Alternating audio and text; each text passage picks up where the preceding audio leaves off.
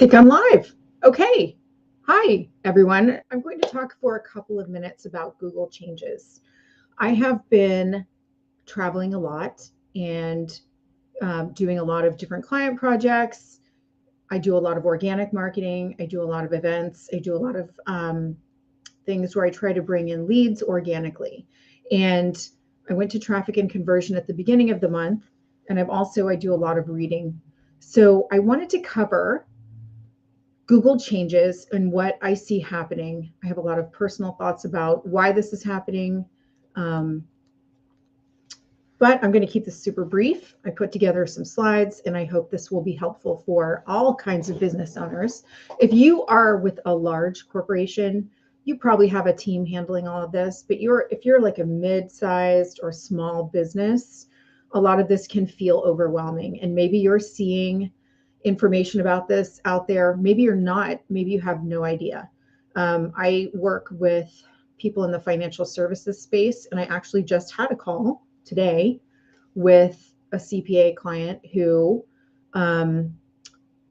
had needs to be making some changes based on this. And you know what? Honestly, business owners are very, very busy, and they often can't pay attention to these things, or they might have a rotating marketing team or transient people on their marketing team, or they offshore their marketing team.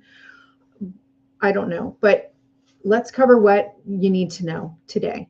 So I'm going to share my screen and go over here. Got it.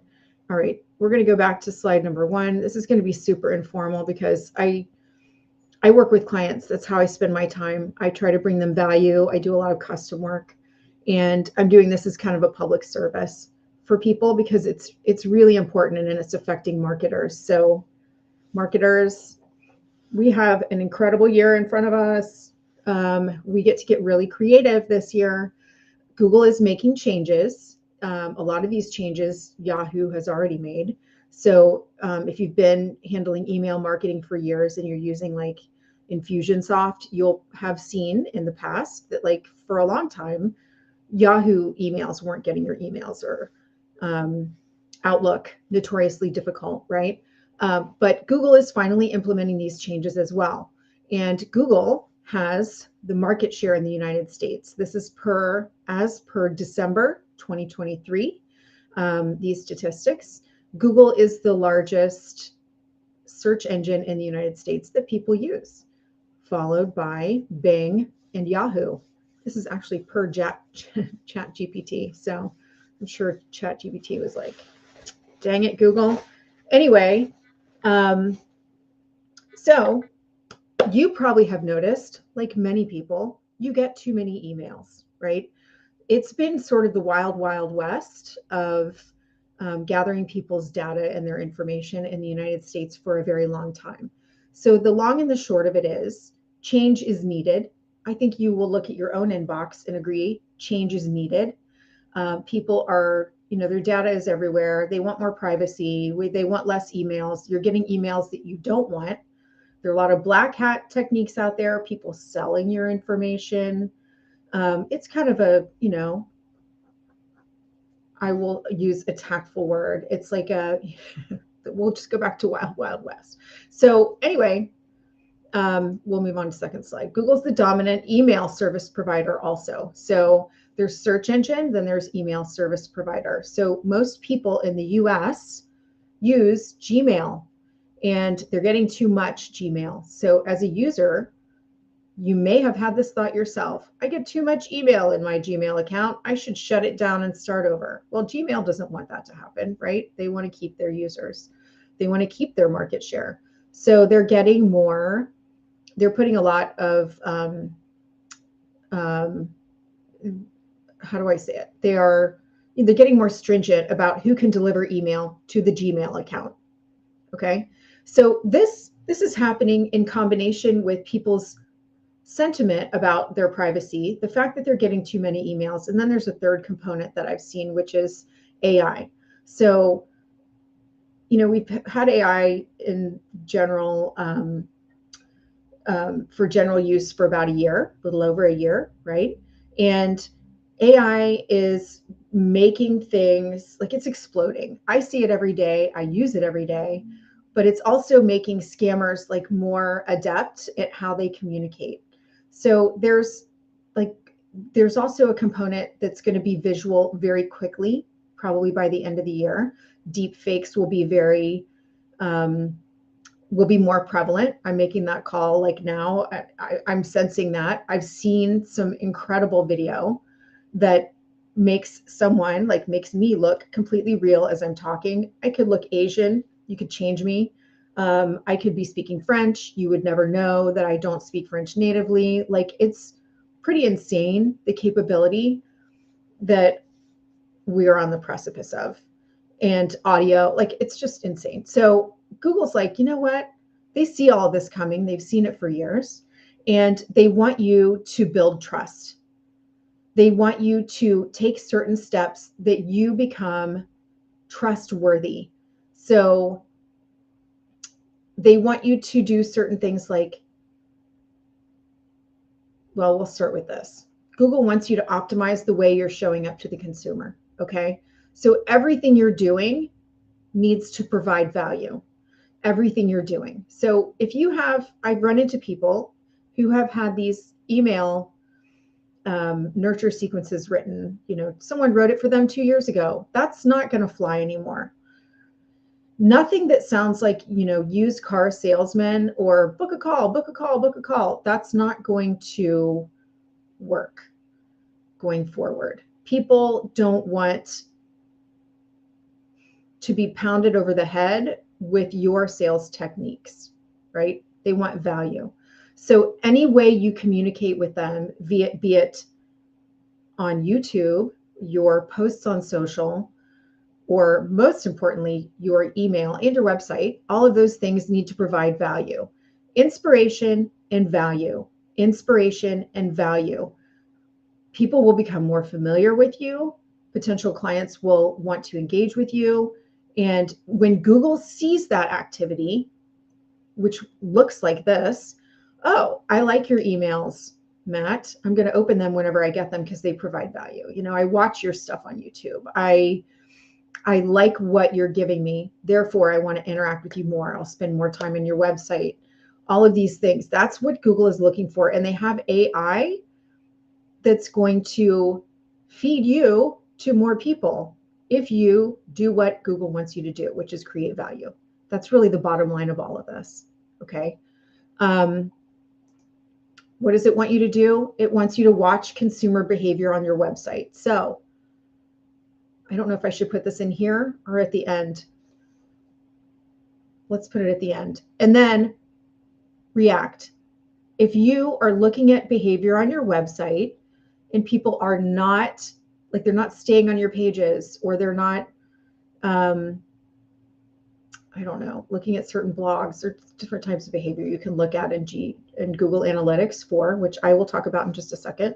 You need to change what you're doing so that they do stick, right? They do react. If they go to your website and it's like this opt-in page, which is like annoying, and they leave, Google watches the bounce rate, and they see that. And so AI recognizes that people don't like your website, and then people are not going to see your website, basically. So, okay. Contact behavior in your email service provider. So if you use a CRM system and you email your people, which you should be, it used to be email them every day. I don't know how I feel about that right now. I mean, I think that you need to be emailing them twice a week, 3 times a week, as long as you're offering value. And again, I go back to show up authentically, offer value, offer inspiration. And that takes work. That can't be canned. It can't, I know you don't want to hear that. Nobody wants to hear that. It can't be like pre-created and then you regurgitate content and everybody gets put in the same, like, it needs to have more thought, you guys. So watch your contact behavior in your email, like in your emails, like watch your numbers, watch your metrics. If your open rate dips, that's telling you something. The data will tell you stories. You need to change your content.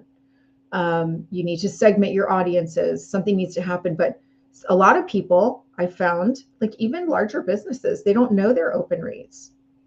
Not large companies, businesses. They don't know their open rates. They don't know their bounce rates. They don't clean their lists. Like, do this stuff because it is going to affect if Google even allows you into the inbox. Okay. And then react. Okay. So again, if your email open rate dips, make sure you're cleaning people off. Make sure you're offering value. And if you need to know what offering value means, DM me. I can give you ideas. Everything you do needs to have value. This is like my soapbox. I'm going to just keep saying this. Everything you do needs to have value. Everything. So rethink what you can do to add value. So what can you do now? I made a list really quick.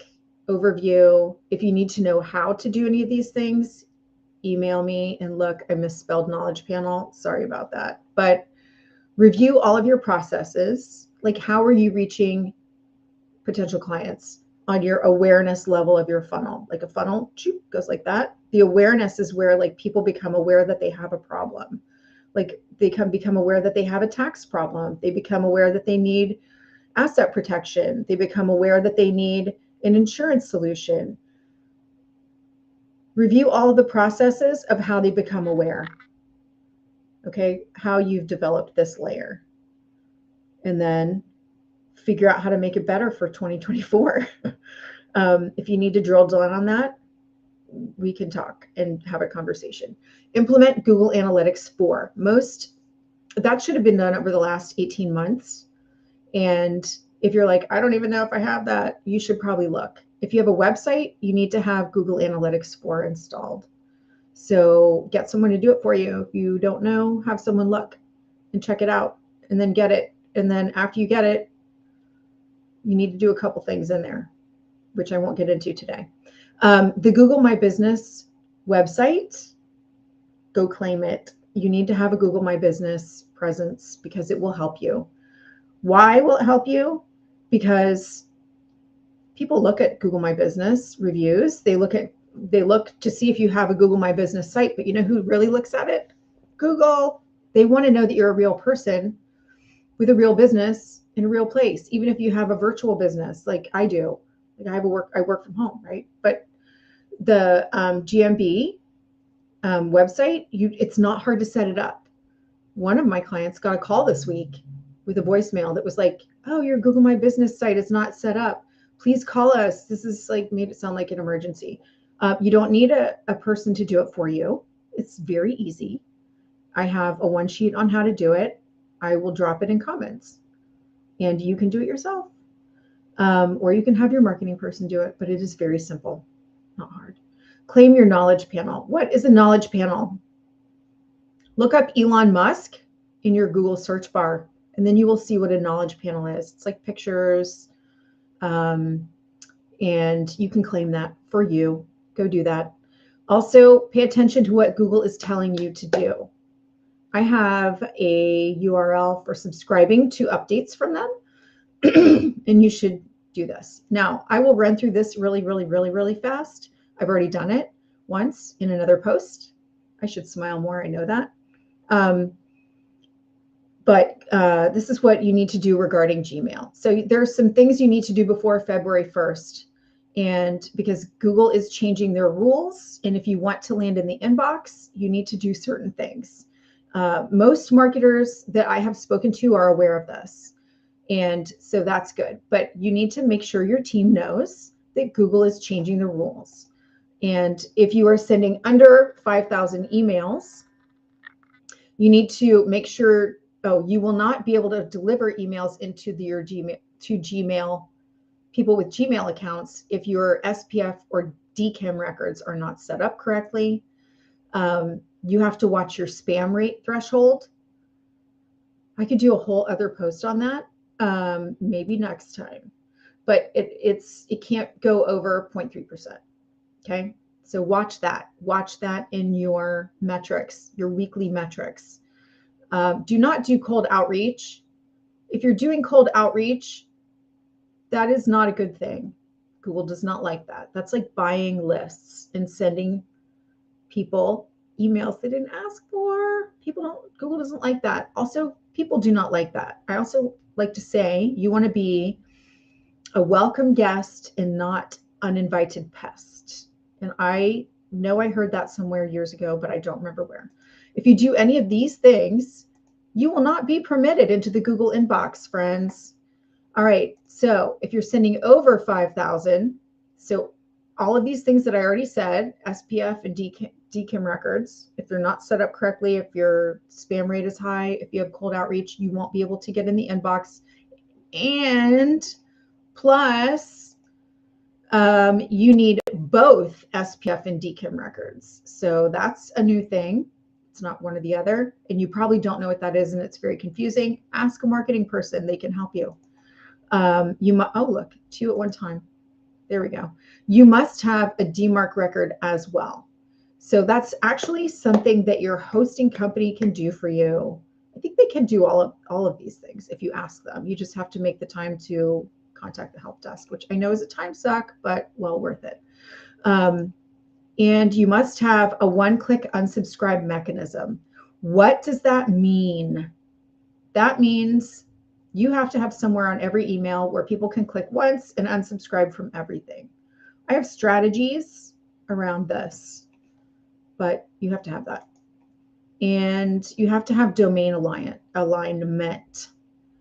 So that means do not send from a free Gmail address. I was like, oh, people on LinkedIn would never do that. But I talked to someone this week who is doing that, and they've been in business for a long time. And I was like that. Facebook people, Instagram people, you might have smaller businesses where you're emailing from a free Gmail address. Don't do that. Fix it. Get a domain, send it from your domain address instead of a free Gmail account. Don't do that. That's bad. If you do that, there she is. You won't be able to get into the Gmail inbox. So that is all I have for you today. These are the ways that you can build trust. Maybe I should show you one more time and end with that slide. Where is it? What can you do now? Review all processes, implement Google GA4. We call it GA4. Get your Google My Business page set up, claim your knowledge panel. I will fix that typo, and pay attention to what Google is telling you to do. All of these things. I hope this is helpful. Pass it on to your teams. Ask me questions. I'm here for you. I love this stuff. I really, really love this stuff. So it should be an interesting year, a year of opportunity. All right. Thank you very much. And I will see you next time. Bye.